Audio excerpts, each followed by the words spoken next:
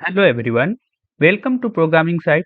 आज के इस टॉपिक में हम लोग देखने वाले हैं जेएस स्टेटमेंट के बारे में। इसके अलावा जेएस में एक टर्म्स आता है कीवर्ड्स, इसके बारे में जानेंगे। साथ ही साथ जेएस में सिंटैक्स क्या होता है, इसको हम लोग समझेंगे। जेएस के अंदर हम लोग वेरिएबल का यूज करते हैं, या किसी भी प्रोग्रामिंग के अंदर आप लोग क्या करते हो, वेरिएबल टर्म्स का यूज करते रहोगे तो वेरिएबल क्या होता है। साथ ही साथ हम लोग होस्टिंग को जानेंगे और एक प्रोजेक्ट को भी देखने वाले। तो इन सारे टॉपिक को जानने में क्या हो सकता है, हम लोगों का वीडियो थोड़ा-सा लंबा हो सकता है, लेकिन इस सबसे पहले जो चीज़ें हम लोग प्रीवियस क्लास में पढ़े थे, जेएस होता क्या है, तो इन सब का एक छोटा-सा हम लोग शॉर्ट ब्रीफ लेने वाले हैं, उसको भी ज़रा समझने वाले हैं। बट बिफोर इन सबको जानने से पहले एक और चीज़ें हमारे पास आता है कि लास्ट क्लास में आप लोगों से काफ़ी सारे स्टूडेंट्स के मैसेज आ रहे थे, जो उन लोगों को कौन-कौन सा सॉफ्टवेयर डाउनलोड करना है, कैसे प्रोग्रामिंग को स्टार्ट करना है, इन सब चीज़ से रिलेटेड मैसेज आ रहा था। तो हम बताना चाहेंगे आप लोगों को, आप लोगों को क्या करना चाहिए, अभी जो हमारे चैनल के ऊपर एचटीएमएल से रिलेटेड जो एक वीडियो चल रही है, एक सीरीज चल रहा है, आप उसको फॉलो करके उसे भी देख सकते हो। और साथ में आप लोग जावास्क्रिप्ट की प्रैक्टिस करो। आपको एचटीएमएल थोड़ी बहुत आ भी रहा हो या नहीं भी आ रहा तो चलेगा, यहाँ पे जैसा हम कोड लिख रहे हैं सेम वैसा ही लिखना आप लोग भी स्टार्ट कर दो। काफ़ी है, थोड़े टाइम में आप जावास्क्रिप्ट और एचटीएमएल दोनों को साथ में लेके चलोगे तो बहुत अच्छे से जावास्क्रिप्ट भी समझ में आना शुरू हो जाएगा और एचटीएमएल को भी समझ सकते हो। लेकिन कई सारे स्टूडेंट्स को ये भी मैसेज आता है कि इसमें कौन-कौन से सॉफ्टवेयर डाउनलोड करें, कौन-कौन सी चीज़ें हमें रिक्वायर होगा, फर्स्ट टाइम स्टार्ट करने जाते हैं as a beginner, web developer बनना चाहते हैं, कोडिंग में हम अपने करियर को स्टार्ट करना चाहते हैं, तो कौन-कौन से सॉफ्टवेयर रिक्वायर होगा। तो इसके लिए हम क्या करते हैं, आप लोगों को लेके चलते हैं अपने गूगल क्रोम के ऊपर। गूगल क्रोम पे हम क्या कहेंगे, आप लोग क्या करना, सिंपली वीएस कोड को सर्च कर लेना। वीएस कोड को टाइप करके जैसे ही सर्च करोगे, एंटर करोगे, ये जो हमारा फर्स्ट लिंक जो आ रहा है, इस पे आप क्लिक कर लेना। पहला सॉफ्टवेयर आपके कंप्यूटर में जो होना चाहिए, एक वीएस कोड को डाउनलोड कर लेना। आपके सभी के कंप्यूटर्स में एक ब्राउज़र कोई ना कोई होता ही है, चाहे वो मोज़िला हो, इंटरनेट एक्सप्लोरर हो, माइक्रोसॉफ्ट एज हो, या फिर आपके कंप्यूटर में Google Chrome. Most of the computers में जो भी पर्सन यूज़ करते हैं, वो गूगल क्रोम का यूज़ करते हैं, हम भी, आप भी, हर कोई जो है सो ज़्यादातर के टाइम गूगल क्रोम यूज़ कर रहा है, तो आपको कोई भी एक वेब ब्राउज़र होना चाहिए। उसके अलावा दूसरा कौन-सा सॉफ्टवेयर होना चाहिए? वेब ब्राउज़र के अंदर ही हम कोई भी चीज़ों को सर्च करें, वेब ब्राउज़र के अंदर ही आकर के गूगल क्रोम के अंदर ही आकर के हम इस वीएस कोड को सर्च किए, इसमें वीएस कोड में जाना और डाउनलोड फॉर पे ही विंडो कर लेना है। हम अभी यहाँ पे क्लिक नहीं करने वाले, क्योंकि जैसे ही क्लिक करेंगे ये डाउनलोड होना स्टार्ट हो जाएगा और मेरे पास ऑलरेडी डाउनलोड है, तो यहाँ पर हम दिखा देते हैं कैसे डाउनलोड करना है। इसके बाद हम लोग चलेंगे डाउनलोड फ़ोल्डर पे ही। जैसे ही डाउनलोड फॉर विंडो पे क्लिक करोगे, ये आपका वीएस कोड डाउनलोड हो जाएगा। पहला सॉफ्टवेयर हमें डाउनलोड कर लेना है, कौन-सा? VS code. दूसरा सॉफ्टवेयर जो हमें डाउनलोड करना है, वो आपको नोड.जेएस, केवल नोड.जेएस टाइप करके इंटर कर देना है, नोड.जेएस को डाउनलोड कर लेना है। अभी आने वाले क्लास में, इसी क्लास में हम लोग बताएँगे नोड.जेएस कैसे वर्क करता है। Node JS is a JavaScript run time built on Chrome V8 engine, V8 JavaScript engine ये लिखा हुआ। ये सब क्या होता है अभी हम जस्ट समझेंगे। बस नोड.जेएस को सर्च करना है आपको और node.js के ऊपर क्लिक करके इसे इंस्टॉल कर देना है।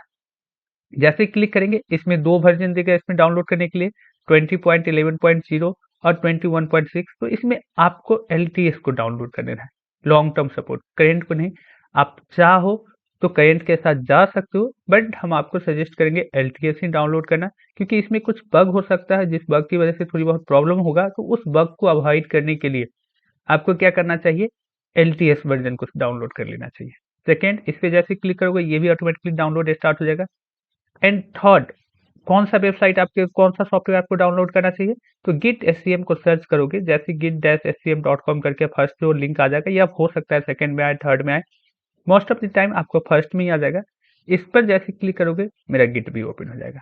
गिट का जैसे वेबसाइट ओपन हो, गिट ओपन नहीं होगा, गिट का वेबसाइट ओपन हो जाएगा। इस वेबसाइट पर, गिट के वेबसाइट पे जाकर के आपको क्या करना है, डाउनलोड फॉर विंडो का यहाँ पे जो भी लेटेस्ट वर्जन आ रहा होगा, इसको क्लिक कर लेना। जैसे इसको क्लिक करेंगे, ये भी डाउनलोड होना। ये सारे फोल्डर्स, ये सारे फाइल्स डाउनलोड होने में अप्रॉक्सिमेटली 200 एमबी के आसपास आपका नेट कंज्यूम होने वाला। ये सब जब डाउनलोड हो जाएगा, तो आप अपने कंप्यूटर पर विंडो प्लस ई प्रेस करना। जैसे विंडो प्लस ई प्रेस करोगे, तो आपके कंप्यूटर में डाउनलोड फोल्डर आ जाएगा। इस डाउनलोड फ़ोल्डर के अंदर आपको देखना है, यहाँ पे आपका वीएस कोड, नोड और ये गिट तीनों डाउनलोड हो रखा मिलेगा। अब यहाँ पे वीएस कोड पर डबल क्लिक करना है। जैसे ही हम डबल क्लिक करते हैं, तो यहाँ पे आई एक्सेप्ट द एग्रीमेंट का ऑप्शन आ रहा है, इसको एक्सेप्ट कर करके नेक्स्ट, और यहाँ पे ये दोनों आप लोगों में क्या होगा, अनचेक होगा। इस दोनों को चेक कर लेना है। इसके बाद नेक्स्ट, इंस्टॉल, थोड़ा सा वेट करना है। थोड़े ही टाइम में ये क्या होगा, पूरा का पूरा आपको VS कोड को इंस्टॉल कर देगा। अब वो दोनों ऑप्शंस जो ऊपर में अनचेक था, उस दोनों को हम चेक क्यों किए? क्योंकि हम किसी भी फ़ोल्डर के ऊपर कहीं भी प्रोजेक्ट बनाएँगे ना, तो प्रोजेक्ट बनाने समय क्या होता है कि जैसे आप राइट क्लिक करोगे ना, किसी भी फ़ोल्डर के ऊपर, इसको जैसे ये सब चीज़ें आ जाए तो इसे अनचेक कर देना। राइट क्लिक करोगे खाली जगह पे, तो राइट क्लिक करने के बाद शो मोर ऑप्शंस क्लिक करते हैं, तो यहाँ पे ओपन विथ कोड का ऑप्शन आना चाहिए, VS कोड के साइन के साथ। ये तभी आएगा जब ऊपर के चारों ऑप्शंस को आप चेक कर रखें। नीचे से जो चारों ऑप्शंस आते हैं, वो चारों को अगर आप चेक करके रखे होंगे तभी, अदरवाइज नहीं आएगा। डिटेलिंग के लिए वहाँ पे नोटिफिकेशन जो रहेगा, वो उसको एक लाइन पढ़ोगे, समझ में आ जाएगा कि क्या है, नहीं है, ठीक है। लेकिन बस आपको इतना ध्यान रखना है कि इसको चेक कर लेना। उसका दूसरा कौन सा प्रोजेक्ट आपको डाउनलोड करना है, देखिए यहाँ पे हम जो जावास्क्रिप्ट पढ़ने वाले, वो केवल फ्रंट एंड के व्यू से ही नहीं पढ़ने वाले, आने वाले टाइम में उसको हम बैक एंड में भी देखने वाले हैं। तो इसीलिए हम अभी से चाह रहे हैं कि आप लोग नोड जेएस को भी देखते चलो, नोड जेएस को भी डाउनलोड करके रखेंगे। नोड जेएस के ऊपर भी डेटा प्रिंट आउट करके हम लोग देखने वाले हैं। इसीलिए नोड जेएस को भी क्या करना है, डबल क्लिक करके इंस्टॉल कर लेना है। थोड़ा सा टाइम लेगा। अगर किसी कंप्यूटर में पहले से इंस्टॉल है तो कोई बात नहीं, लेटेस्ट वाला क्या करना, आप लोग डाउनलोड कर लेना, चेंज पे क्लिक कर देते हैं। जिसमें पहले से इंस्टॉल हो उसी में चेंज आएगा, जिसमें नहीं होगा वो डायरेक्टली नेक्स्ट नेक्स्ट आ जाएगा। तो क्या करना, एक और चीज, यहाँ पे जो एक ऑप्शंस दे रहा होगा, देखो मैंने थोड़ा सा बैक कर दिया तो पूरा ही बैक हो गया। यहाँ पे जो चेक बॉक्स का ऑप्शन आएगा, इसको मत चेक करना नोड.js में, नहीं तो बहुत सारे एडिशनल सॉफ्टवेयर को ये डाउनलोड करवा देगा आपसे। तो इसको हम जैसे ही नेक्स्ट पे क्लिक करेंगे, फिर उसका चेंज पे क्लिक करेंगे, ये मेरा इंस्टॉल हो जाएगा। जिनका फर्स्ट टाइम इंस्टॉल कर रहे होंगे उनको पूरा नेक्स्ट नेक्स्ट नेक्स्ट ही आएगा, उनमें कहीं भी चेंज नहीं आएगा। फिनिश कर देते हैं, मेरा इंस्टॉल हो गया। थर्ड सॉफ्टवेयर जो हमें इंस्टॉल करना है वो कौन सा आ जाएगा, गिट आ जाएगा। इस गिट पे भी करना, ये गिट भी क्या होगा हमारे पास, नेक्स्ट नेक्स्ट, इसमें कोई भी चेंजिंग नहीं करना है, नेक्स्ट नेक्स्ट नेक्स्ट, बस लास्टली क्या कर देना, जो भी चीज कह रहा है ये इंस्टॉल कर दो। अब क्या कहा है, रिमूविंग प्रीवियस गिट वर्जन, पहले से गिट इसमें इंस्टॉल है उसको रिमूव करके उसके ऊपर से नया गिट इंस्टॉल कर रहा है। गिट का यूज हमें आगे चल के आने वाला है। नोड जेएस का यूज भी 2-4 क्लास बाद यूज आने वाला है। अभी हमें जो यूज में आने वाला है वो हमारा VS कोड आने वाला है यूज में, ठीक है। तो हम लोग अब कहाँ चलेंगे, हम लोग जो लास्ट क्लास में एक फोल्डर बनाए थे JS जैन 2024 के नाम से, क्योंकि जैन में हम लोग बैच स्टार्ट कर रहे हैं तो जैन के नाम से हम एक फोल्डर बना ली। मोस्ट प्रोबेबली हम इसे चाहेंगे कि फरवरी के लास्ट तक ये हमारा बैच एंड हो जाए, फरवरी नहीं तो मार्च के मिड तक हम चाहेंगे जो मेरा JS पूरा एंड हो जाए, यानी कि 40 to 45 क्लास टोटली आ सकता है इसके अंदर। अब अगर रिक्वायर हुआ तो 50 क्लास के साथ भी जाएंगे, क्योंकि हम मेरा पूरा ये व्यू है कि आप लोगों के साथ जो प्रोजेक्ट हम लोग बना रहे हैं, ये जो गिट का सॉरी जावास्क्रिप्ट का जो बैच चलेगा, इसमें नॉट इवन आप लोग जावास्क्रिप्ट को सीखोगे ही, बल्कि अगर आपको पहले से आ रहा है जावास्क्रिप्ट, लेकिन जावास्क्रिप्ट में ज़्यादा करके स्टूडेंट के साथ प्रॉब्लम क्या होता है, उनको जावास्क्रिप्ट आ रहा होता है, उसे प्रोजेक्ट में वो इम्प्लीमेंट नहीं कर पा रहे होते।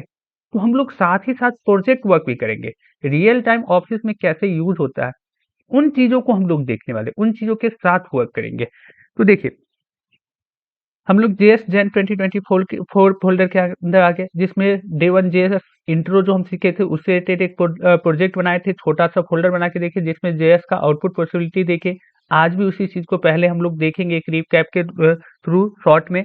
उसके बाद हम लोग आगे बढ़ेंगे। तो सबसे पहले हम लोग क्या करेंगे, यहाँ पे एक न्यू फोल्डर बनाना है आज डे 2 के लिए। तो क्या करेंगे हम लोग, कंट्रोल शिफ्ट एन प्रेस करेंगे, डे 2 टाइप कर देते हैं। डे 2 में हम आज हम लोग क्या सीखने वाले, मेन फोकस तो हम लोगों का होने वाला वेरिएबल पर होने वाला, वेरिएबल कीवर्ड इन सब चीजों को हम लोग सीखने वाले हैं। तो वेरिएबल नाम डाल देते हैं इसका और इंटर करते हैं। इसके अंदर भी बताए थे कंपनी अगर जब प्रोजेक्ट बनाते हैं तो क्या करना होता है कि प्रोजेक्ट के अंदर प्रोजेक्ट बनाने के लिए भी एक फोल्डर स्ट्रक्चर तैयार करना होता है। उसका एक कुछ बेसिक सा फंडा होता है कि यहाँ पे ये नाम का ही फोल्डर बनाओ, जरूरी नहीं कि सेम उसी तरीके से चलना, लेकिन जो कंपनी स्टैंडर्ड फॉलो कर आ रखी है पिछले कई सालों से, हमें भी उसी टर्म्स में चलना चाहिए, उसी कंडीशन पे चलना चाहिए। तो हमें क्या करना चाहिए, कंट्रोल शिफ्ट एन प्रेस करके यहाँ पे असिस्ट नाम से एक और फोल्डर बना देना है। इसके अंदर भी 3 फोल्डर और बनाने हैं, 3 नहीं 4 फोल्डर। img जेएस जितने भी इमेज होंगे img फोल्डर के अंदर जाएंगे, जितने भी जावास्क्रिप्ट के फाइल एक्सटर्नल जेएस बनाएंगे वो जेएस के अंदर जाएंगे और जितने भी सीएसएस फाइल जो बनाएंगे, जितने भी एक्सटर्नल फाइल बनेगा सीएसएस का, वो सीएसएस के अंदर। और जितने भी मान लो अगर आपको अलग से कोई फॉन्ट्स, ऑफलाइन फॉन्ट्स रखना है, आप गूगल फॉन्ट्स का यूज कर रहे हो तो बहुत सही है, गूगल का सीडीएन फाइल लिंक कर दोगे। लेकिन अलग से कोई फॉन्ट्स को इंस्टॉल कर रहे हो, उसे चाहते हो ऑफलाइन फॉन्ट्स को हम अपने कंप्यूटर में इंस्टॉल, सॉरी कंप्यूटर में बता रहे हो, अपने वेबसाइट में उसे इनेबल करें, तो वैसे कंडीशन में आपको ऑफलाइन फॉन्ट यूज करना पड़ेगा। तो ये 4 फ़ोल्डर्स आपको चाहिए ही चाहिए। इसके अलावा भी कुछ एडिशनल फ़ोल्डर रिक्वायर होते हैं, एडिशनल टाइप के डेटा अगर यूज़ कर रहे हो, उसके अकॉर्डिंग फ़ोल्डर आप बना के उसके अंदर रखते चलोगे अपने-अपने फ़ाइलों को। तो अब हम फिर से एक बार को बैक आते हैं, क्योंकि मेरा रूट फ़ोल्डर कौन-सा है? Day two variable. इसी फ़ोल्डर के अंदर हम अपना सारा प्रोजेक्ट बनाने वाले हैं। तो डे टू वेरिएबल फ़ोल्डर के अंदर आ गया, जिसके अंदर शेष और भी कई सारे फ़ोल्डर्स बना रखे हैं। यहीं पे मेरा index.html फ़ाइल बनेगा। इसके लिए क्या करेंगे हम? खाली जगह पे राइट क्लिक करने वाले हैं, शो मोर ऑप्शंस पे जाएंगे, ओपन विथ कोड पर जैसे ही क्लिक करेंगे, देखो ये ओपन विथ कोड क्यों आ रहा है? जिस समय हम VS कोड को इंस्टॉल किए उस समय ऊपर में जो दोनों टिक ऑप्शंस जो नहीं रहता है, जिसे बताया आप लोग टिक कर लेना, उसी की वजह से आ रहा है। तो जैसे ओपन विथ कोड पे क्लिक करेंगे हम लोग, क्या होगा, एक ये थोड़ा-सा टाइम लेगा, थोड़ा-सा 10 सेकंड 15 सेकंड वेट करवाएगा और हमारे पास VS कोड ओपन होके आ जाएगा। जब VS कोड ओपन होके आ जाए और यहाँ पे कुछ मैसेज आए, पॉपअप सा मैसेज आ जाए, जो do you trust the author of this file और फ़ोल्डर, तो आपको येस कर देना, अदरवाइज़ ये फ़ोल्डर आप यहाँ पे ओपन नहीं कर पाओगे। इसका ये जो वेलकम स्क्रीन आ रहा है, इसे कट कर देना, क्योंकि हमें वेलकम स्क्रीन की कोई ज़रूरत नहीं है। हम देखो, जो directly control shift N press करके फ़ोल्डर बनाए वहाँ पे, उसको हम यहाँ से भी क्लिक करके बना सकते थे। बट आपको जहाँ से ईज़ी लगे बनाने में, आप वहाँ से बना सकते हो। हम डायरेक्टली पहले ही बनाएँगे, धीरे-धीरे आगे चल के और भी तरीके देखेंगे फ़ोल्डर्स बनाने के, कमांड भी देखेंगे, क्योंकि हम लोग गिट भी इंस्टॉल किए, तो कमांड भी, लाइनक्स कमांड के थ्रू भी फ़ोल्डर बनाना सीखेंगे। आपको बस क्या करना है, अभी के लिए जैसा जिस तरीके से हम फ़ोल्डर बनाना बता रहे हैं, उस तरीके से बना करके और यहाँ पे एक फ़ाइल बनाना है। किस नाम से? Index dot. फ़ाइल कैसे बनाएँगे? तो इस ब्लैंक एरिया में राइट क्लिक कर प्रेस करने के बाद न्यू फ़ाइल पे प्रेस कर सकते हो, तो भी आप फ़ाइल बना सकते हो। या फिर आपका डे टू वेरिएबल नाम से आपके फ़ोल्डर का नेम दिया हुआ ना, यहाँ पर न्यू फ़ाइल पे जैसे ही क्लिक करोगे, नाम टाइप कर सकते हो इंडेक्स डॉट एचटीएमएल। जैसे इंडेक्स डॉट एचटीएमएल टाइप करके एंटर करोगे, देखो आपका एचटीएमएल फ़ाइल बन गया। अब जब आपका एचटीएमएल फाइल बन ही गया है, तो आपको एचटीएमएल आ रहा है या नहीं आ रहा है, इससे कोई फ़र्क नहीं। हम यहाँ पे इस क्लास के अंदर फुल्ली किसको सीखने वाले हैं? जेएस को सीखने वाले हैं। तो कुछ ये ऐसा है, कुछ ऐसे टर्म्स है जो हम एचटीएमएल का यूज़ करेंगे, एचटीएमएल भी हमें जानना ज़रूरी है। हम पहले ही बता चुके कि आप हमारे प्रीवियस और एक और सेशन जो हमारा एचटीएमएल का चल रहा है, उसको भी फॉलो कर सकते हो, उसमें जाके वीडियो देख कर के सीख सकते हो। और इसके अलावा यहाँ पे हम जैसा एचटीएमएल बोलेंगे टाइप करने के लिए, बस वैसा ही टाइप करना। मेन फोकस आप लोग यहाँ पे जावास्क्रिप्ट प्रोग्रामिंग लैंग्वेज को सीखने पे रखना है। तो शिफ्ट के साथ 1 को हम लोग प्रेस करते हैं। जैसे शिफ्ट के साथ 1 को प्रेस करेंगे, देखना इमिट एब्रिविएशन। ये इमिट एब्रिविएशन फंक्शन किसका है? तो ये जो VS कोड को हम इंस्टॉल किए ना, ये कुछ क्या करता है कि कोडर के लिए कुछ सजेशन खुद से दे देता है कि अगर आप इस तरह के कोड टाइप करोगे तो इसका मीनिंग ये है, इतना सारा कोड हम आपको टाइप करके दे देंगे। तो इसे इमिट फंक्शन के थ्रू हम क्या कर सकते हैं, इमिट के एब्रिविएशन क्या कर रहा है, एक्सक्लेमेशन फंक्शन को टाइप करने का जैसे टैब प्रेस करेंगे, आपको क्या होगा, HTML5 का जो कुछ बेसिक कोड जो हमें टाइप करना होता है, वो ये खुद से टाइप किया हुआ दिया दे देता है। और जब ये हमें प्रोवाइड कर रहा है खुद से टाइप किया हुआ, तो इन पूरे कोड को हम लोग बॉयलर प्लेट बोलते हैं। इस पूरे कोड को जो खुद से VS हमको प्रोवाइड कर रहा है इमिट एब्रिविएशन के अंदर, इनको हम क्या कहते हैं, बॉयलर प्लेट कहते हैं। इसके अंदर आपको क्या करना है, सिंपली यहाँ पर आज हम लोग का जेएस का कौन सा हो रहा है, डे 2 होने वाला है। उसके अंदर भी हम लोग क्या देखने वाले हैं, वेरिएबल देखने वाले हैं। तो वेरिएबल को टाइप कर लेते हैं यहाँ पे। इसके अलावा हम लोगों को अपने फाइल से एक सीएसएस फाइल लिंक करना है। सीएसएस फाइल क्यों लिंक करना है? क्योंकि अगर हमें कहीं कहीं कोई डिजाइन वगैरह फाइल के अंदर देना पड़ सकता है, तो उसके लिए हम लोग सीएसएस को यूज करने वाले हैं। तो सीएसएस के लिए क्या करोगे, इस असेट को एक्सपेंड करना, इसके अंदर सीएसएस नाम का फोल्डर बना हुआ है, इसके ऊपर राइट क्लिक करना और एक न्यू फाइल बनाना। किस नाम से? तो नाम कुछ भी दे सकते हो, style dot C S S या main dot C S S, इस दोनों में से कोई भी। इंडस्ट्री इसी टर्म्स का यूज करती है अगर सीएसएस फाइल जो मेन सीएसएस फाइल होता है उसके लिए। अदरवाइज आप कुछ भी नेम दे सकते हो, लेकिन extension name dot C S S देना है, जिससे ये चीजें पता रहे कि आप सीएसएस फाइल बना रहे हो। ठीक है। और यहाँ पे स्टार और करली ब्रैकेट स्टार्ट इंड कर देना, यानी कि ब्लॉक स्टार्ट करना है, और इसके अंदर M0 P0 मार्जिन पैडिंग 0 और BX box sizing border box कर देना। इससे ज़्यादा कुछ नहीं करना। बाकी चीज़ें हमें स्टाइल CSS को सीखने नहीं जा रहे हैं, लेकिन फिर भी हम क्या बता रहे हैं कि जो बेसिक हम लोग का तरीका होना चाहिए फाइल फोल्डर स्टार्ट करने का, वही तरीका हम डाल रहे हैं। ठीक है, जहां तक CSS हो गया हमारा। अब इस फाइल को इससे कनेक्ट भी करना है। किससे कनेक्ट करना है? अपने HTML फाइल से। ध्यान से देखना, तो जब भी CSS को कनेक्ट करना होगा अपने HTML फाइल से, ये क्या हुआ, एक हमारा एक्सटर्नल CSS हो गया, क्योंकि हम अलग से फाइल बना रहे हैं और उसे क्या कर रहे हैं, HTML फाइल से कनेक्ट कर रहे हैं। अगर इसी के अंदर हमको इंटरनल CSS लिखना होता है, स्टाइल टैग का स्टार्ट करते इंड करते, और कभी भी CSS लिखना तो हेड सेक्शन के अंदर, जहां पे हेड का क्लोजिंग करें, ये देखो हेड स्टार्ट हुआ, क्लोज हो रहा है, इसके अंदर ही स्टाइल टैग स्टार्ट करेंगे, इंड करेंगे, इसके जस्ट हेड को क्लोज से पहले, और इसके अंदर हम अपना सारा CSS लिख सकते हैं। लेकिन ये तरीका हमें नहीं यूज करना है। हमें क्या करना है, एक्सटर्नल फाइल को लिंक करना है, एक्सटर्नल CSS को लिंक करना है। तो हम लोग सिंपली यहाँ पे टाइप करेंगे लिंक।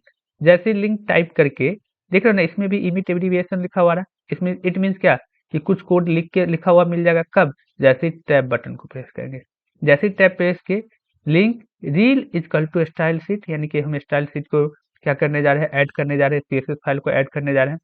इसमें href के अंदर कहाँ से किस फाइल को ऐड करने जा रहे हैं, तो जिस जगह पे मेरा इंडेक्स है उसी जगह पे क्या है, दोनों एक ही डायरेक्टरी के अंदर है, डे टू वेरिएबल के अंदर है, असिस्ट नाम का फोल्डर और इंडेक्स नाम का फाइल, और इसी जहां पे इंडेक्स फाइल है यानी कि उसी जगह पे मेरा असिस्ट नाम का फोल्डर भी है।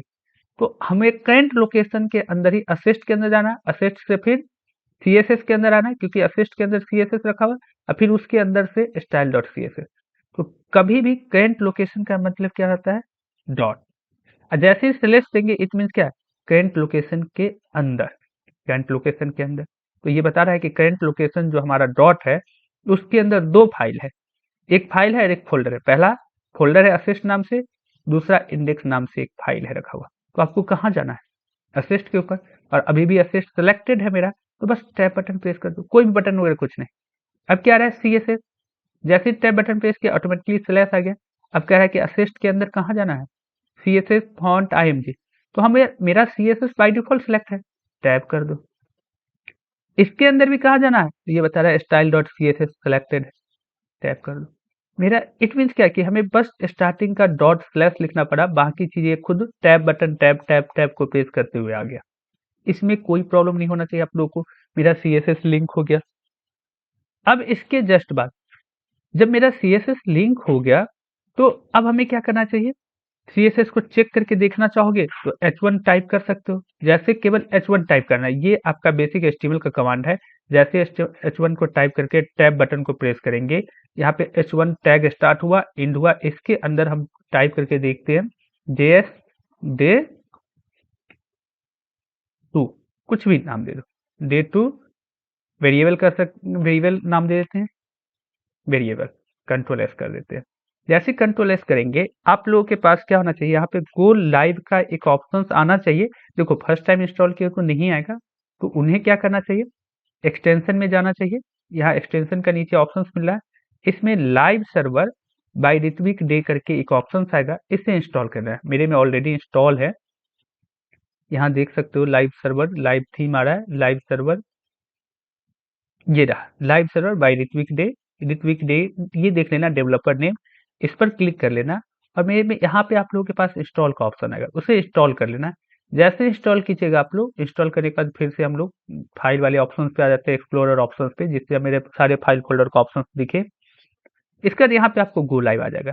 एक बार को गो लाइव पे जैसे क्लिक करोगे, आप यहाँ जो जो चीजें कोड के अंदर लिखे वो सारी चीजें यहाँ पे पब्लिश हो गया। हमें जानना है कि क्या मेरा CSS काम कर रहा है या नहीं, तो इसके लिए क्या करेंगे, हम इस टेक्स्ट को सेंटर में रख के देखेंगे कैसे। तो H1 के अंदर एक वेरिएबल यूज कर देंगे, क्लास कुछ भी दे देंगे, और इसको हम दे देते हैं हेड टेक्स्ट। हम हेड टेक्स्ट करके इसका एक नाम दे देते हैं। इसे कॉपी कर लेते हैं इस क्लास को, और इसे स्टाइल डॉट CSS के अंदर डॉट, वहां पे अगर हम क्लास नाम दे रखे, यहाँ पे क्लास दे रखे, तो यहाँ पर इसके क्या करेंगे, क्लास सिलेक्टर के रूप में यूज करेंगे। क्लास सिलेक्टर कैसे आता है, डॉट के साथ।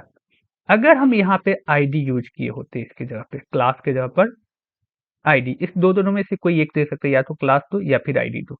आईडी यूज किए होते तो हम यहाँ पे क्या करते, हैशटैग। देखिए यहाँ पे सिलेक्टर्स वगैरह को पढ़ने जाएंगे तो हमें 7-8 प्रकार के सिलेक्टर देखने को मिल जाएंगे सीएसएस के अंदर। तो वो सारी चीजें हम सीएसएस में कवर करने वाले हैं। यहाँ पे हम बस वही चीजें बता रहे हैं जो हमें जेएस के पर्पज से यूज आने वाला है। देखा जाए तो जेएस के पर्पज से ये सब यूज नहीं आने वाला, लेकिन कुछ ना कुछ हमें थोड़ी बहुत डिजाइनिंग वगैरह पे भी ध्यान देना पड़ेगा जेएस के अंदर, जिससे जेएस हमारे लिए और अट्रैक्टिव बन सकता है, जेएस सीखना और आसान लगेगा, इजी लगेगा। तो ऐसे कंडीशन में थोड़ी बहुत सीएसएस को भी हम लोग देख लेते हैं। ये नहीं कि ये चीजें रोजाना क्लास में होगा, ये बस 1-2 क्लास में होगा, धीरे धीरे हमारा आदत बन जाएगा। तो मेरा मेन फोकस जो होगा वो जेएस पे ही होगा, ठीक है। बाकी हम बता ही रहे कि जो भी आपका प्रीवियस एचटीएमएल सीएसएस से रिलेटेड जो भी वीडियो देखना है, तो जो हमारा एक फ्रंट एंड बैच का चल रहा है, फ्रंट एंड बैच 1 का सेशन, उसमें जाकर के आप लोग देखिए। उसमें बहुत अच्छे से हम एचटीएमएल सीएसएस के बारे में बताने वाले, एचटीएमएल भी बता रहे हैं, तो आप उसको भी कवर कर सकते हैं। तो यहाँ देखिए, जैसे ही हम क्या किए, हेड टेक्स्ट यहाँ पे नाम दिए, इसी को कॉपी कर लिए। डॉट अगर यहाँ क्लास दे रखे तो यहाँ पे किसके साथ लाएंगे, डॉट के साथ आएंगे। और इसका क्या करेंगे, ब्लॉक स्टार्ट करेंगे। ब्लॉक किसके साथ, सीएसएस के अंदर ब्लॉक कभी भी करली ब्रैकेट से स्टार्ट होता है, करली ब्रैकेट से इंड होता है। अब जब, यानी कि ये कह सकते हैं हम, सीएसएस का एक सिंटेक्स है, सीएसएस लिखने का सिंटेक्स है, सिलेक्टर कैसे लिखा जाता है, कैसे इसके अंदर सीएसएस फाइल को लिखा जाता है, सीएसएस के अंदर के प्रॉपर्टी कॉलन वैल्यू को लिखा जाता है, ये सब सीएसएस लिखने का एक तरीका है मेरे पास। तो यहाँ पे एक प्रॉपर्टी आता है टेक्स्ट अलाइन, ठीक है। टेक्स्ट अलाइन का वैल्यू डाल देना सेंटर। इससे क्या होगा, अब यहाँ जैसे कंट्रोल एस करोगे, कंट्रोल एस कर लेना और अल्ट टैब प्रेस करके हम अपने एचटीएमएल फाइल के ऊपर जाते हैं। देखिए आपका जो ये टेक्स्ट जो पहले लेफ्ट दिख रहा था, ये सेंटर आ गया। अगर इसका कलर चेंज करना है तो सिंपली आप इस पे टाइप कर देना कलर। सिंपली आप इस पे टाइप क्या कर सकते हो, कलर टाइप कर देना। जैसे कलर टाइप करोगे, कलर जो भी चाहिए आपका, ब्लू चाहिए, ब्लैक चाहिए, रेड चाहिए, आप ब्लू ब्लैक रेड टाइप कर सकते हो। ये चीजें आ जाएगा। यहाँ तक किसी को कोई प्रॉब्लम नहीं हो रहा था? अगर कोई प्रॉब्लम है तो आप लोग कमेंट बॉक्स में कमेंट कर सकते हैं, उसका सोल्यूशन मिल जाएगा आप लोगों को। अब जैसे ही टेक्स्ट अलाइन हम यहाँ पे सेंटर करेंगे, कलर टेक्स्ट का कलर चेंज करना था, टेक्स्ट कलर हम लोग क्या किए, सिंपली कलर लिखना होता है, कलर ब्लू कर दिए। तो अब देखना ये कलर भी हमारा ब्लू हो जाएगा। तो इस तरीके से हम लोग सीएसएस भी थोड़ी बहुत देख सकते हैं। अब हमें क्या देखिए, जो हेड के अंदर सीएसएस को लिंक किया जाता है। अब बॉडी के अंदर एचटीएमएल का जितने भी टैग्स वगैरह जो होंगे, जितने भी एचटीएमएल के जितने भी टैग्स, जो भी वर्किंग टैग्स होंगे, सबके सब बॉडी के अंदर लिखना है, ताकि आपका ये पूरा का पूरा बॉडी वगैरह चेंज, बॉडी के अंदर ही सारा टेक्स्ट कंटेंट सारे के सारे अपीयर हो सके।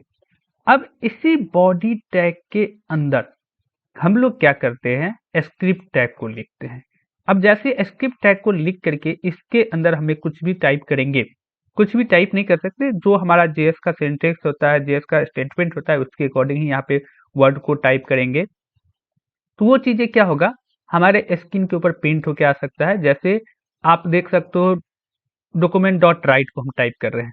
डॉक्यूमेंट डॉट राइट के अंदर हम टाइप करेंगे हेलो वर्ल्ड नाम का एक वर्ड टाइप करते हैं। तो क्या होगा, मेरे स्क्रीन के ऊपर हेलो वर्ल्ड जो है सो प्रिंट होके आएगा। किसके ऊपर, डॉक्यूमेंट डॉट राइट के ऊपर अगर कुछ लिखते हो तो ये किसको कंसीडर करेगा, कि पूरे बॉडी को कंसीडर करेगा। कहाँ पर, बॉडी के अंदर ही तो आप एचटीएमएल का सारा टेक्स्ट दिखाते हो। तो डॉक्यूमेंट डॉट राइट भी क्या करेगा, बॉडी के अंदर ही चीजों को दिखाने वाला है, ठीक है। तो यहाँ तक चीजें समझ में आ रहा होगा। अब देखना, तो हम आते हैं अपने नोट्स पे। तो यहाँ पे क्या दिखा रखे, जावा स्क्रिप्ट क्या है। लास्ट क्लास में हम बताए थे जावा स्क्रिप्ट क्या होता है। जावा स्क्रिप्ट क्या है, एक क्लाइंट साइड लैंग्वेज है। अब क्लाइंट साइड के साथ साथ अब क्या हो गया हमारा, ये सर्वर साइड लैंग्वेज भी हो गया है। क्यों, क्योंकि जब ब्रेंडन इज ने इन्हें जब बनाया था तो वो केवल क्लाइंट साइड के लिए ही बनाया गया था, जो आपके फ्रंट एंड पे ही केवल वर्क करता था। यूजर क्लाइंट जो वर्क कर रहा है, उस वर्क पे क्लाइंट जब हमारे वेबसाइट को विजिट कर रहे हैं, वहां पे कोई फॉर्म दिया गया, उस फॉर्म को अगर भर रहे हैं, फॉर्म में अगर उसे और बटन को सबमिट पे सबमिट कराना है फॉर्म को, या फिर कोई बटन को ऑप्शंस पे क्लिक किए वहां पे एक नया विंडो पॉपअप कराना हो गया, फॉर्म में किसी का नाम फिल कर रहे हैं तो नाम का टेक्स्ट लेंथ कितना होना चाहिए, इस चीज पे ध्यान रखना हो। फॉर्म में डालते समय ही ये सब चीजें, पासवर्ड अगर डाला जाए तो वो 8 कैरेक्टर का होना चाहिए, या उससे कम का नहीं होना चाहिए, 8 कैरेक्टर से ज्यादा होना चाहिए। वो चीजें पूरे कंडीशन के साथ मैच करा के फॉर्म में डाटा फिल करवाना, ये क्लाइंट साइड स्क्रीन पे ही हो रहा था। तो ये सब चीजें जिस समय आपको ब्लेंडर 1995 के अंदर जावास्क्रिप्ट बनाए, वो केवल क्लाइंट साइड के लिए ही बनाए थे। लेकिन क्लाइंट में क्या हो रहा था कि ये इतना अच्छा और फास्टली वर्क कर रहा था और सीखने में ये आसान, इतना ज्यादा आसान था कि 2009 के में क्या किए, रेहान दहल नाम के एक डेवलपर ने जिस मशीन के ऊपर क्रोम में जो V8 इंजन नाम का एक मशीन आता है, उस मशीन को क्या किए, वहां से क्रोम के ब्राउजर से निकाल करके आपको नोड जेएस के रूप में आपके कंप्यूटर में इंस्टॉल करवा दिए। अब क्या किया, ये जो काम आपको फ्रंट एंड में कर रहा था, वही काम अब ये बैक एंड में करने लग गया। पहले बैक एंड में हमें क्या करना पड़ता, PHP, जावा, या फिर आप अलग अलग कई सारे C++, पाइथन, अलग अलग लैंग्वेज सीखना पड़ता। अब ऐसा नहीं होता है। अब आप फ्रंट एंड के लिए आप जैसे जावास्क्रिप्ट सीखते हो ना, तो वही जावास्क्रिप्ट का सिंटेक्स, वही आपका स्टेटमेंट, वही कीवर्ड, वही लॉजिक, सारा का सारा बैकएंड में यूज कर सकते हो और बैकएंड में एक सर्वर बना सकते हो, उसके थ्रू एक एपीआई बना सकते हो। तो अब आपका जावास्क्रिप्ट क्या होता है, क्लाइंट साइड के तरह ही क्या हुआ, सर्वर साइड लैंग्वेज भी बन गया है। अब ये जो जावास्क्रिप्ट होता है, ये भी क्या होता है, दो प्रकार का हो जाता है। दो प्रकार का कौन कौन सा, एक इंटरनल जेएस, एक एक्सटर्नल जेएस। इंटरनल जेएस वैसे जेएस को कहेंगे जब हम अपने इसी के अंदर बॉडी टैग के अंदर, स्क्रिप्ट टैग के अंदर अगर जावास्क्रिप्ट को लिख रहे हैं, तो ये मेरा इंटरनल जेएस हो गया। लेकिन जैसे अभी एचटीएमएल के अंदर हम क्या किए, एक एक्सटर्नल सीएसएस का फाइल लिखे, उसे कनेक्ट किया, और इसी तरीके से आप जेएस के असिस्ट को ब्राउज करोगे, इसमें भी जेएस के ऊपर राइट क्लिक करके एक न्यू फाइल क्लिक करना, और इसके अंदर आप लिख सकते हो script dot JS. Script dot JS को टाइप करोगे और इसके अंदर आप बस इतना लिख देना, यहाँ भी लिख सकते हो। अब यहाँ पे जरूरी नहीं हमें स्क्रिप्ट टैग को स्टार्ट करना, एंड करना, ये कोई रिक्वायर नहीं होगा। हम केवल सिंपली इतना टाइप करेंगे, डॉक्यूमेंट डॉट राइट। जैसे डॉक्यूमेंट डॉट राइट लिखेंगे और यहाँ पे टाइप करेंगे हम लोग hello from external JS. JavaScript को शॉर्टकट में हम लोग जेएस भी कहेंगे, और स्टेटमेंट को क्या करेंगे, एक सेमीकोलन साइन देकर के एंड करेंगे। अब ये चीजों को हम कहाँ चाह रहे हैं, अपने एचटीएमएल फाइल के थ्रू प्रिंट कराना चाह रहे हैं स्क्रीन पे, तो हम इसको कहाँ कॉल करेंगे, अपने एक्सटर्नल फाइल को। यहाँ पे सिंपली टाइप करेंगे स्क्रिप्ट इंस्टू एसआरसी के पे जाएंगे, डाउन एरो से, और टैब बटन प्रेस कर देंगे। अब यहाँ भी कह रहा है कि आप एक्सटर्नल जेएस फाइल को लिंक कीजिए, कैसे करेंगे, डॉट से क्या होता है, current folder, slash current folder के अंदर जा रहे हैं, असिस्ट, असिस्ट के अंदर सीएसएस नहीं, डाउन एरो से नीचे जाइएगा जेएस, जेएस के अंदर कौन सा, स्क्रिप्ट डॉट जेएस। अब जैसे इसको कंट्रोल एस करेंगे, अब देखना यहाँ पे मेरे पास दोनों चीजें आ गया, हेलो वर्ल्ड भी आ गया, हेलो फ्रॉम एक्सटर्नल जेएस। अब इसमें लाइन ब्रेक नहीं आ रहा आपका, आप क्या चाह रहे हो, लाइन ब्रेक भी हो। तो ऐसे कंडीशन में लाइन ब्रेक के लिए क्या करना, आप चाहो तो इसी इंटरनल जेएस के अंदर या एक्सटर्नल जेएस के अंदर बी आर टैग का यूज कर सकते हो। तो बी आर टैग जो है ना, डायरेक्टली ये एचटीएमएल का टैग आता है, आप इसको डायरेक्टली यूज नहीं कर सकते। देखो यहाँ पे एक एरर आ रहा है, तो इसको भी क्या करना पड़ेगा, आप एक डॉक्यूमेंट डॉट राइट के अंदर टाइप करना, और इसके अंदर आप बी आर टैग को लिख सकते हो, और इसको भी क्या करना होगा, एक मिनट, डबल इन्वर्टेड कॉमा के अंदर बी आर टैग को टाइप कर दें। ये एक एचटीएमएल का टैग है, अब ये लाइन ब्रेक कर देगा, ठीक है। देख सकते हो यहाँ पे लाइन मेरा ब्रेक हो क्या गया। आप अगर चाहो तो इसमें साथ में भी लिख सकते हो, प्लस टाइप करके बी आर, देख रहे हो एक और एक्स्ट्रा लाइन ऐड हो गया, इस तरीके से ऐड कर सकते हो। तो इस तरीके से हम लोग क्या देखें कि मेरा जेएस दो प्रकार का, एक इंटरनल जेएस और दूसरा एक्सटर्नल जेएस आता है। यहाँ तक किसी को कोई प्रॉब्लम नहीं आ रहा होगा समझने में, यहाँ तक ऑल क्लियर होगा।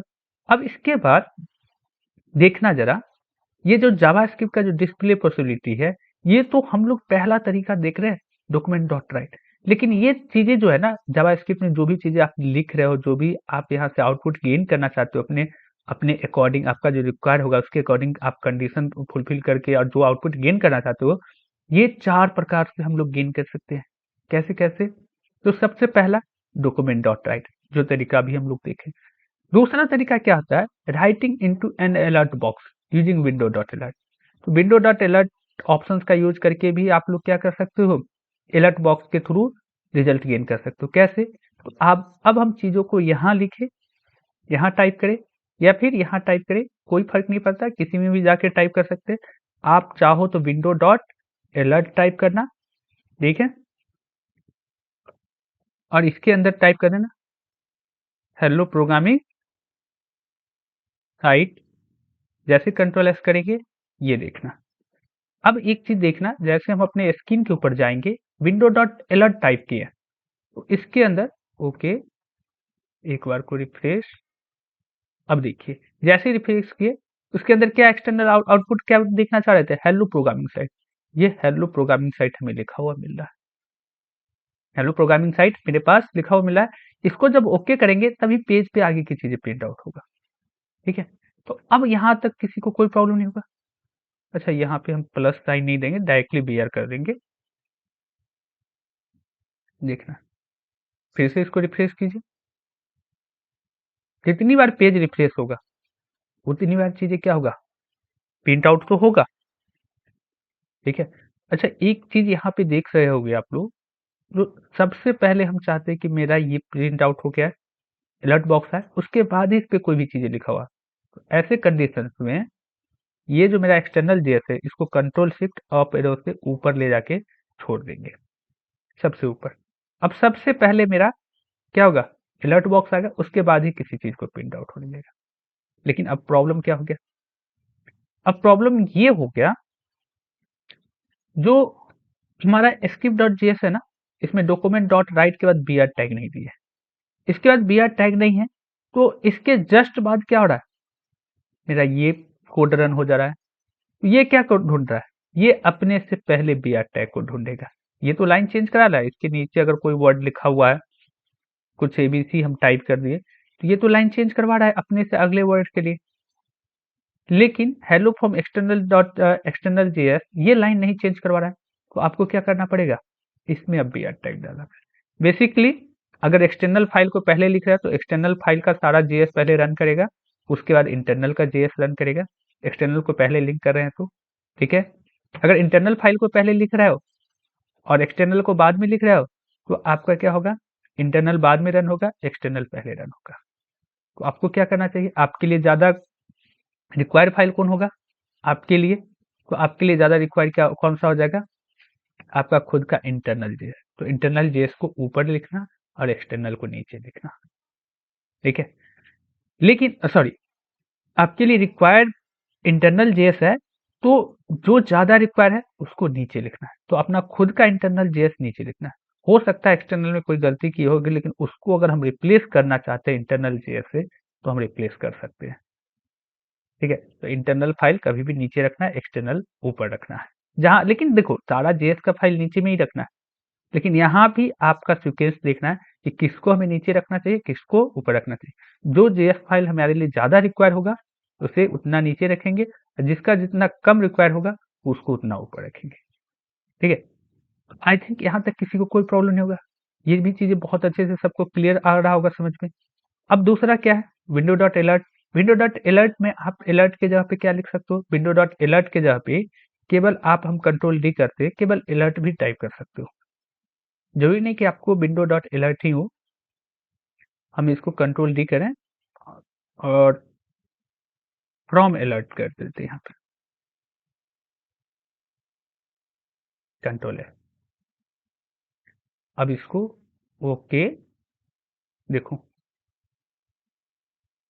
Sorry, refresh, hello programming site, hello programming site from alert करके आ गया, देख रहे हो। तो हम विंडो डॉट अलर्ट से जो मैसेज पॉपअप करा रहे थे, वही मैसेज को हम क्या कर सकते हैं, अलर्ट से भी पॉपअप करा सकते हैं। तो ये टोटली डिपेंड ऑन यू कि आप कैसे लिखना चाहते हो। ठीक है, अब नेक्स्ट क्या है, आउटपुट पॉसिबिलिटी में और क्या आ जाता है, डिस्प्ले पॉसिबिलिटी और क्या आ जाता है, दूसरा कंसोल लॉग। तो मोस्ट ऑफ द टाइम जो यूज करने वाले हो, आप कंसोल लॉग को यूज करने वाले हो। कंसोल लॉग के थ्रू कैसे, देखिए यहाँ पे, और बैकएंड में भी आप इसी का यूज करने वाले। बैकएंड में आपको डॉक्यूमेंट डॉट राइट या विंडो डॉट अलर्ट रिजल्ट जो देखना चाहोगे वो वर्क नहीं करेगा, अलर्ट वर्क नहीं करेगा, आपको वहां पे कंसोल डॉट लॉग में आएगा ही। तो कंसोल डॉट लॉग के अंदर ही लिखते हैं hello, hello from console dot log. ठीक है, कंट्रोल एस करते हैं और इसका भी स्टेटमेंट इंड करेंगे सेमीकोलन साइन के साथ। इसको रिफ्रेश कीजिए, रिफ्रेश कर दीजिए। कंसोल लॉग का रिजल्ट कैसे देखेंगे हम लोग? कंसोल लॉग का रिजल्ट देखने के लिए खाली जगह पे राइट क्लिक करना, इंस्पेक्ट ऑप्शन पे जाना है। जैसे इंस्पेक्ट पे जाएंगे, आपके पास देखना नीचे में यहाँ पे एलिमेंट नाम का टैब आएगा। एलिमेंट के अंदर आपका पूरा हेड सेक्शन का सारा टैग दिखेगा। बॉडी के अंदर क्या क्या लिखे हुए सारी चीजें एक एक करके देखने को मिलेगा। इसी के अंदर आपको क्या करना है, कंसोल लॉग के अंदर ही, सॉरी एलिमेंट के जस्ट बाद में आपके पास एक आ जाएगा कंसोल लॉग। कंसोल पे जैसे क्लिक करोगे, देखो यहाँ पे हेलो फ्रॉम कंसोल लॉग लिखा हुआ आ रहा है। आपके लिए हम इससे क्या करते हैं, थोड़ा सा जूम कर देते हैं। आप देख सकते हो यहाँ पे हेलो फ्रॉम कंसोल लॉग। एक बार को हम यहाँ से कंसोल को क्लियर करते हैं, फिर से पेज को रिफ्रेश करेंगे। जैसे रिफ्रेश करेंगे ये पॉपअप मैसेज आएगा मेरे पास, ओके ओके ओके ओके। अब देखना यहाँ पे नीचे हेलो फ्रॉम कंसोल लॉग आ गया। तो अब इसको हम थोड़ा सा मिनिमाइज कर देते हैं, आ जाते हैं एक्चुअल साइज पे। तो इस तरीके से आप कंसोल के अंदर भी फाइल को प्रिंट, फिर यहाँ से हम इसको क्लोज कर देते हैं। अभी हमें कंसोल के ऊपर नहीं जाना है। नेक्स्ट पॉसिबिलिटी क्या है मेरे लिए, यहाँ पे writing into an inner HTML using document dot gate element by ID, यानी कि इनर एचटीएमएल का यूज करके भी हम फाइल को प्रिंट कर सकते हैं। इसके लिए क्या करना पड़ेगा,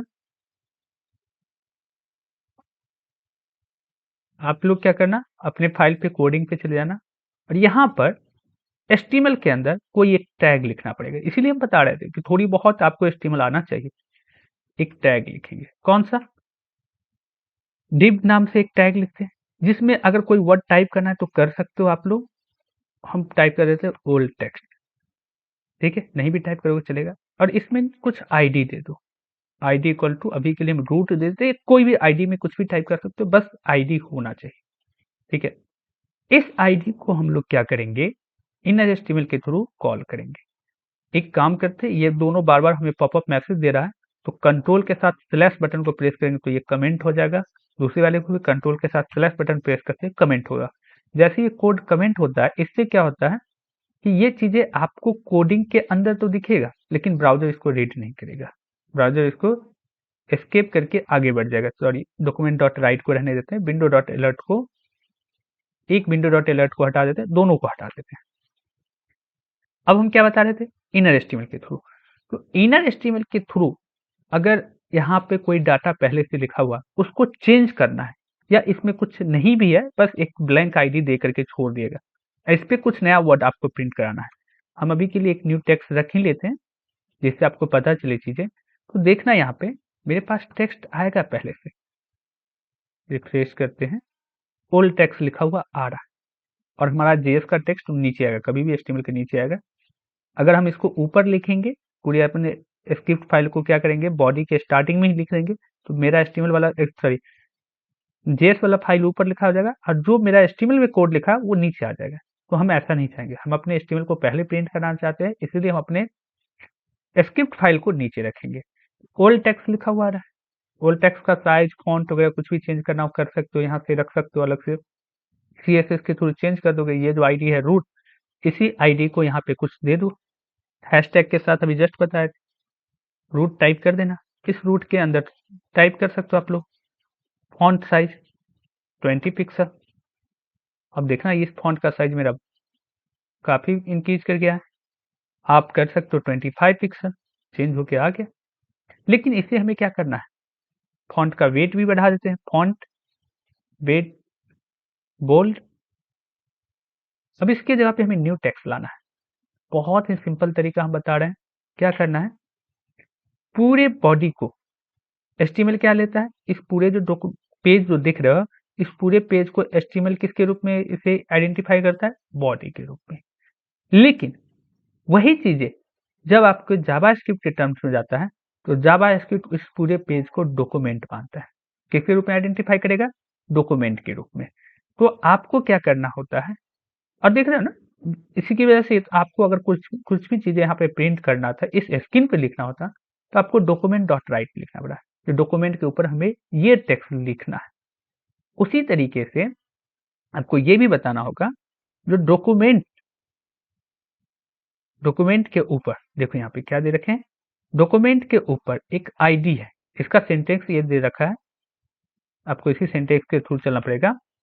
document dot gate element by ID, document के ऊपर ये जो टैग होता है ना, इन सब टैग्स को क्या कहा जाता है, एलिमेंट भी कहा जाता है। HTML tag is also known as element. तो यहाँ पे स्क्रिप्ट के अंदर, स्क्रिप्ट फाइल के अंदर, यानी कि जावास्क्रिप्ट के अंदर एक एलिमेंट है जिसका आईडी दिया हुआ है। क्या आईडी दिया हुआ है, तो ब्रैकेट के अंदर आपको लिखना पड़ेगा, आईडी क्या है, रूट है। उसका जो भी इनर एचटीएमएल है, उसका जो भी इनर एचटीएमएल है वो क्या होना चाहिए, इनर एचटीएमएल इक्वल टू हम टाइप कर देंगे न्यू टेक्स्ट होना चाहिए। और सीएसएस से इसको क्या कर रखे हैं, इस रूट नाम के आईडी का फॉन्ट साइज कलर हम चेंज कर रखे हैं, फॉन्ट साइज और स्टाइल हम चेंज कर रखे हैं। हम जैसे ही न्यू टेक्स्ट करेंगे तो मेरा ओल्ड टेक्स्ट किस में कन्वर्ट हो जाएगा, न्यू टेक्स्ट में। अब ओल्ड टेक्स्ट ओल्ड नहीं रहेगा, ओल्ड टेक्स्ट अब क्या हो जाएगा मेरे लिए, न्यू टेक्स्ट हो जाएगा। यहां तक चीज समझ में आ रहा हो। तो ये 4 प्रकार से आउटपुट पॉसिबिलिटी को हम लोग देखते हैं, और सबसे ज्यादा जो आपको यूज में आने वाला है, ये लास्ट का जो 2 है, आप लोगों को कंसोल डॉट लॉग, किसी भी तरह का टेस्टिंग करना होगा, आप लोग हमेशा कंसोल लॉग को यूज करने वाले होंगे, और डॉम के थ्रू ही आप अपने वेबसाइट को क्या करोगे, डायनेमिक वेबसाइट बनाने वाले हो। ये जो आपका इनर एचटीएमएल वाली जो डिस्प्ले पॉसिबिलिटी है, इसी के थ्रू आप क्या करोगे, पूरे पेज को, पूरे वेबसाइट को डायनेमिक बनाने जाओगे। तो ये हम सबसे ज्यादा मोस्ट इंपॉर्टेंट जो जावास्क्रिप्ट में यूज होने वाला डिस्प्ले प्रॉपर्टी है, पॉसिबिलिटी कह सकते हो, वो है। अब इसके बाद नेक्स्ट क्या आता है, जब इतनी सारी चीजें हम जान ही चुके हैं जावास्क्रिप्ट के अंदर, जावास्क्रिप्ट के प्रीवियस क्लास में भी इन चीजों को देखे थे, लेकिन वहां पे थोड़ा फास्टली हम चीजों को देखे थे, इसलिए हम पहले ही बताया कि आज का वीडियो थोड़ा लॉन्ग होगा, लेकिन बहुत ही आराम से, इंतजाम से आप चीजों को सुनना, समझना, चीजें बहुत अच्छे से समझोगे, हो क्या रहा है, कैसे वर्क कर रहा है।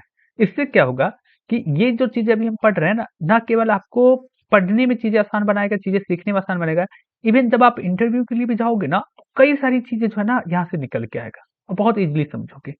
अब नेक्स्ट टॉपिक हम लोग बढ़ते हैं, व्हाट इज स्टेटमेंट। जावास्क्रिप्ट के अंदर स्टेटमेंट क्या होता है। तो स्टेटमेंट क्या होता है कि किसी भी प्रोग्रामिंग में क्या होता है ना, बहुत सारे इंस्ट्रक्शन दिया जाता है कि ये चीजें ऐसे ही लिखना, ये चीजें ऐसे लिखना, ये चीजें ऐसे लिखना है। तो उसे हम लोग क्या कहते हैं, जिसके थ्रू ना हम अपनी रिजल्ट्स को क्या करते हैं, जैसा हम रिजल्ट चाहते हैं वैसे रिजल्ट जो है तो गेन करते हैं, रिजल्ट को प्राप्त करते हैं। तो उसे हम लोग क्या कहते हैं, इंस्ट्रक्शंस कहते हैं। ठीक है। अब कोई भी इंस्ट्रक्शन जो होता है ना, वो कई सारी चीजों से मिलकर बनता है। जैसे जावास्क्रिप्ट के टर्म्स में कीवर्ड, वैल्यू, ऑपरेटर, इन सबको मिला करके क्या करते हो, इंस्ट्रक्शन बनाते हो। और जो भी इंस्ट्रक्शंस का जो रिजल्ट होता है, जावास्क्रिप्ट के अंदर जो भी इंस्ट्रक्शंस को कंपाइल करके जो हमारे मन के अकॉर्डिंग जो रिजल्ट देता है, एग्जीक्यूट कौन करता है, कोई भी वेब ब्राउजर ही करेगा, क्योंकि हम देख रहे हैं एचटीएमएल फाइल वेब ब्राउजर के अंदर ही रन करते हैं। अगर वेब ब्राउजर नहीं कर पा रहा है तो नोड जेएस अगर आप डाउनलोड किए हो तो नोड जेएस के अंदर भी रन कर सकते हो, नोड जेएस भी आपको दिखाएगा।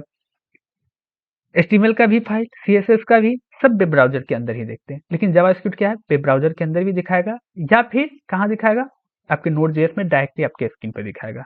नोड जेएस के टर्म में अगर देखना चाहते हो तो जैसे देखो मेरे पास नोड जेएस में इंस्टॉल है ना, तो हम बड़ी सिंपल से तरीके से क्या करेंगे, टर्मिनल को यहाँ से ओपन कर सकते हैं। लेकिन आप लोग इसे अभी ट्राई मत करना, बैकएंड जब स्टार्ट करेंगे या थोड़े टाइम बाद यूज कर सकते हैं, टर्मिनल को ओपन कर लेना। और टर्मिनल पे जाने के बाद ये थोड़ा-सा ध्यान देना, डेट टू वेरिएबल के अंदर आ गए। इसके अंदर भी कहाँ जाना है आप लोगों को? इसके अंदर भी आपका फाइल कहाँ पर है? तो डॉट स्लैश असेस्ट, असेस्ट के अंदर सीएसएस, सीएसएस नहीं, जेएस टाइप कर देना। जेएस के अंदर भी स्क्रिप्ट डॉट जेएस इंटर। जैसे हम इंटर करेंगे, सॉरी सीडी हमें टाइप करना है, चेंज डायरेक्टरी, डायरेक्टरी को पहले चेंज करना होगा। डॉट स्लैश टैब, फिर टैब, सीएसएस नहीं, जेएस, जे टाइप करके टैब प्रेस कर देना, ऑटोमेटिकली आगे का फाइल ये लिखते चला जाता है, टैब कर देना।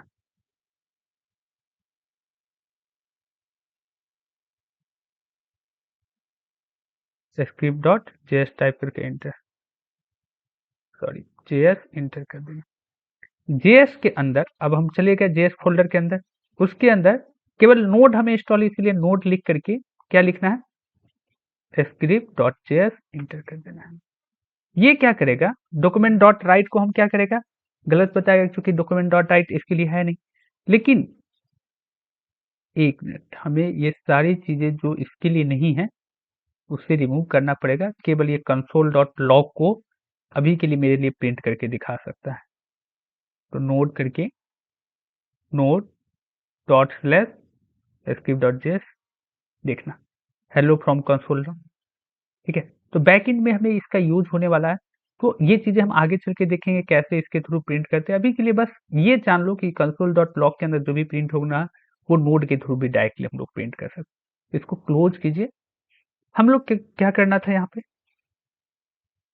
क्या बता रहे थे, जावा स्क्रिप्ट का जो भी अभी कोड लिखोगे वो किसके थ्रू एक्सिक्यूट होगा, वेब ब्राउजर के थ्रू एक्सिक्यूट होगा। अब इसमें क्या बता रहे थे स्टेटमेंट के बारे में, तो देखिए यहाँ पे वेर ए लिखिए ना, तो ये भी अपने आप में एक स्टेटमेंट है। हम लोग कंसोल लॉग लिख रहे हैं ना, ये भी अपने आप में स्टेटमेंट है। Document dot gate element by ID लिख रहा है, ये भी अपने आप में एक स्टेटमेंट है। ठीक है, कभी भी एक लाइन चेंज कर रहे हो ना, अपने आप में वो एक स्टेटमेंट है। जैसे मान लीजिए यहाँ पे हम लोग वेर ए लिखते हैं, एक वेरिएबल डिफाइन कर दिए, ए नाम का एक वेरिएबल डिफाइन किए और उसका वैल्यू ए इक्वल टू 10 डाल रहे हैं, ए इक्वल टू 10 डाल रहे हैं। तो ये भी एक स्टेटमेंट है, ये भी एक स्टेटमेंट है एक लाइन का। या फिर वेर बी इक्वल टू 5 लिख रहे हैं, ये भी एक स्टेटमेंट है। देख रहे हो ना, यानी कि एक बी नाम का वेरिएबल डिफाइन किए और उसका वैल्यू इनिशियलाइज क्या कर दिए, 5 इनिशियलाइज कर दिए। एक डिक्लेयर किए वैल्यू बी नाम से, उसका वैल्यू, एक लाइन में ही दोनों वर्क कर सकते हैं। या फिर वैर की जगह पे आप लोग लेट का भी यूज कर सकते हो। लेट सी नाम से एक वेरिएबल डिफाइन कर रहे हैं और उसका वैल्यू क्या डाल रहे हैं, ए प्लस बी डाल रहे हैं। ये भी अपने आप में क्या है, एक वेरिएबल है। और इसमें अभी हम प्रिंट किसको करने जा रहे हैं, कंसोल लॉग, सॉरी अलर्ट कर देते हैं, अलर्ट नहीं कंसोल लॉग ही करना, CLG टाइप करके टाइप करोगे ऑटोमेटिकली कंसोल लॉग।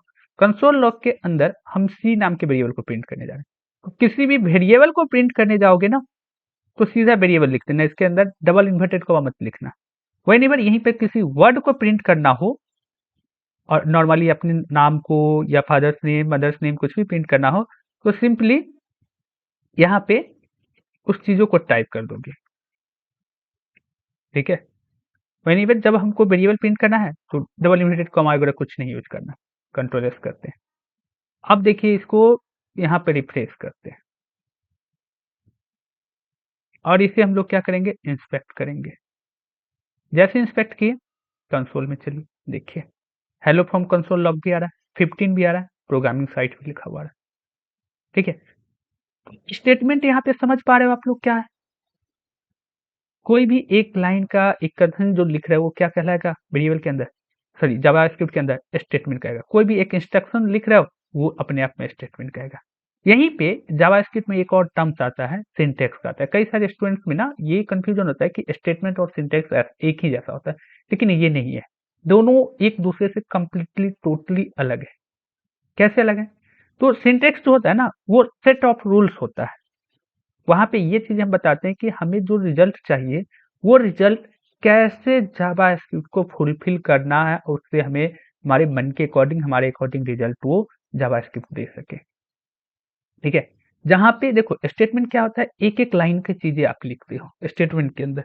व्हेनेवर जब आप सेंटेक्स लिखने जाते हो ना, तो वहां पे एक सेंटेक्स में ना आप मल्टीपल स्टेटमेंट को लिख सकते हो।